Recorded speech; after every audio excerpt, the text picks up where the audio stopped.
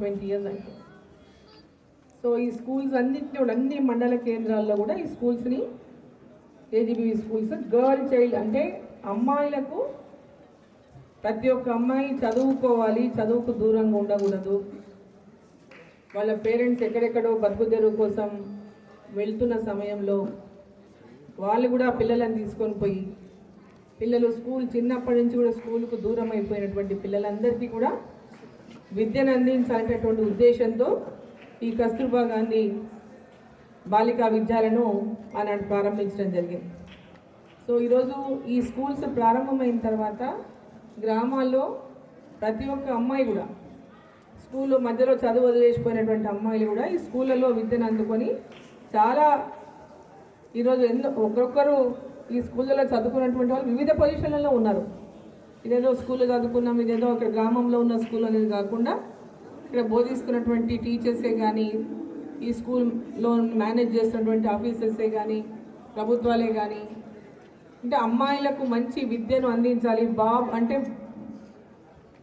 బాలులతో సమానంగా, అంటే అబ్బాయిలతో సమానంగా ఈక్వల్గా అమ్మాయిలు కూడా చదువుకోవాలనేటటువంటి లక్ష్యంతో ఈ స్కూల్స్ను ఓపెన్ చేయడం జరిగింది ఆ రోజు. సో ఇక్కడ ఉన్నటువంటి విద్యార్థులందరూ మొన్నటిదాకా ధన్వాడలో ఉన్నారు, అక్కడ స్ట్రెంత్ ఎక్కువైపోయి వరండాల్లో పండుకున్నారు, బయట పడుకున్నారు, ఎన్నో కష్ట నష్టాలకు వచ్చి కూడా మీరు చదువుకున్నారు. సో మీ పేరెంట్స్ అంతా కూడా ఎంతో కష్టపడి మిమ్మల్ని పెద్దగా చేస్తున్నారు, అవునా? కూలిపోయో లేదా ఇంకేదైనా ఎక్కడికో పనికి పోయో వేరే దగ్గర బతకడానికి పోయో ఎంతో ఇబ్బంది పడి ఎంతో కష్టంగా మా పిల్లలు కూడా మంచిగా చదువుకోవాలి, మా పిల్లలు కూడా ఇతరులలాగా మంచి విద్యను అందుకోవాలి, మంచి స్థాయికి ఉన్నత స్థాయికి పోవాలి, మా పిల్లలని కళలు కలిగినటువంటి తల్లిదండ్రులు ఈరోజు ఎంతోమంది ప్రతి ఒక్కరికి కూడా ఈరోజు తమ పిల్లలు మంచి చదువుకోవాలనేటువంటి ఆకాంక్ష ప్రతి తల్లిదండ్రులకు ఉంది ఇవాళ. సో ఇక్కడ ఉన్నటువంటి ప్రతి అమ్మాయి మీరందరూ కూడా మీ తల్లిదండ్రులు గర్వపడే విధంగా మంచిగా చదువుకొని ఈ వేదిక ఉన్న వాళ్ళందరూ మహిళలు, అవునా? ఒక్కొక్కరు ఒక్కొక్క పొజిషన్లో ఉన్నారు. ఒకరు ఎంఆర్ఓ, ఒకరు ఎంపీడీఓ, ఒకరు ఎంఈఓ, ఒకరు స్కూల్ ప్రిన్సిపల్గా, ఇంకొకరు మీ స్కూల్స్ అన్ని చైల్డ్ డెవలప్మెంట్ ఆఫీసర్గా. సో ఇట్లా డిఫరెంట్ పొజిషన్స్లో ఉన్నారు. ఎమ్మెల్యేగా, ఇక్కడ ఎంపీగా, ఇప్పుడు ఎంపీపీలు ఉండొచ్చు, జడ్పీటీసీలు, సర్పంచ్లు. ఈరోజు 50% రిజర్వేషన్ లోకల్ బాడీస్లో ఉమెన్కి.